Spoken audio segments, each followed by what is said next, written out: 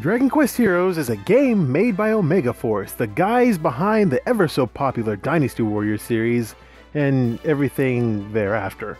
And I'll admit up front, I'm not the biggest Dragon Quest fan. I mean, I played one game ever, by accident, and I thought it was alright.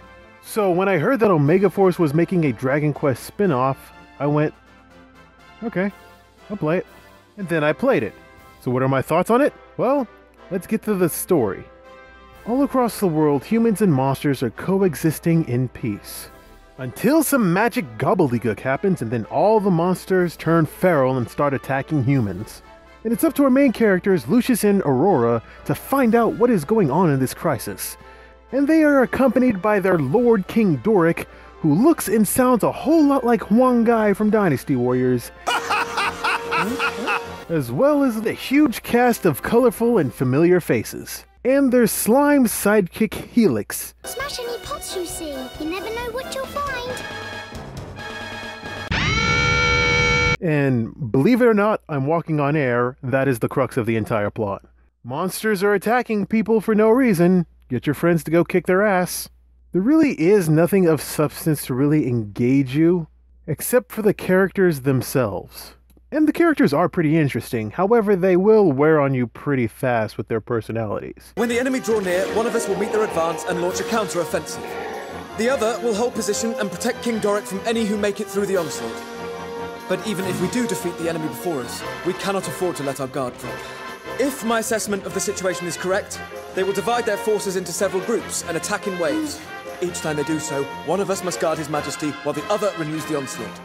By alternating our roles, we shall be able to conserve energy and keep the enemy at bay indefinitely. Really? Only... You're still talking. Thanks for the master plan, but if it's all the same to you, I'm going to go and batter those monsters before they get to the king. Now let's move on to gameplay, which, for the record, does not yield much promise when your tutorial level kind of assumes you've never picked up a video game before. Oh, I know an amazing attack. Try using this. Okay, Helix, brah. Fuck off. Another cautionary sign is that there is a casual mode to play this game, which is just mash buttons. Seriously though, this tutorial level is patronizing.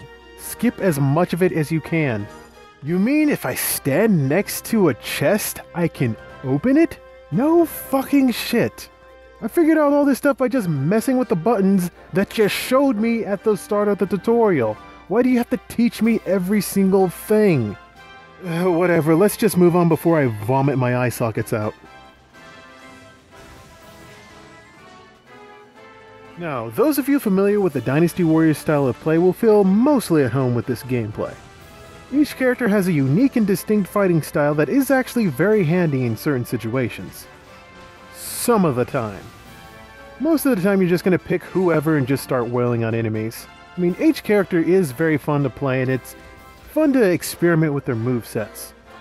Except for maybe one or two characters that actually have some movesets that you are still mastering even after you beat it. There's nothing really unique about it. I mean, after 2 or 3 missions after you obtain a character, you pretty much unlocked every single one of their moves and abilities. I mean, there's a lot of things to have fun with this combat, but it's pretty open to the idea of what type of fun you can have.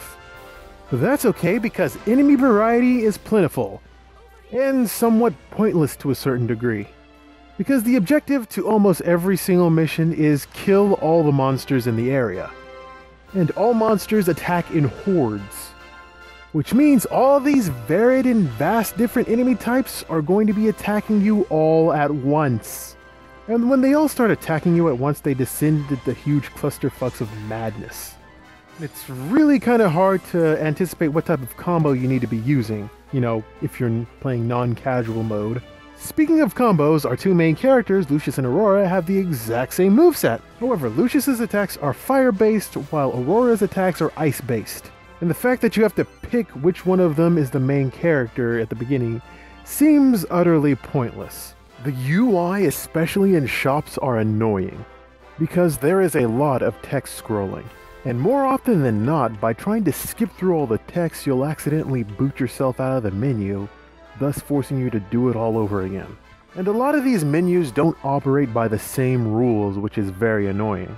I mean, it feels like the game is trying to punish you by trying to skip the text. There's also a lot of fanfare music that you can't skip through. And all of this stuff really just makes it feel like a pain in the ass to go to the shops. And there's a lot of... wow, I am saying a lot of negative things about this game. Firstly, the visuals. This game looks amazing. There's a lot of color variety to this, and it's really going to stand out. I mean, you're not going to forget playing this game for a long time just because of this visuals. And the production values and music are actually pretty amazing. It looks really nice to explore these areas. You can actually see a lot of money went into this. And there really is nothing wrong mechanically. Everything to game feel, to button press, to time reaction, everything just feels nice. And the combat itself is plenty fun, and these enemies are actually not as easy as I'm making them sound to be. Because this is actually somewhat challenging. However, not too challenging. But it's challenging enough for a filthy casual to get invested. No, Happy Drake, we're not going back there. Ultimately, Dragon Quest Heroes has a lot of interesting elements that sadly do not meld well together. The mixture of RPG and Dynasty Warrior style of play is an interesting concept to approach. However, these elements clash with each other constantly. But the game plays good, the game feels good, the game looks good, and there's plenty of stuff for Dragon Quest fans to get into. So although not an ideal game, it is an interesting look. Check this game out if you ever get the chance. Who knows, you might actually like it. Whack! Whack! Whack! Whack! Whack! Whack! Whack! Whack!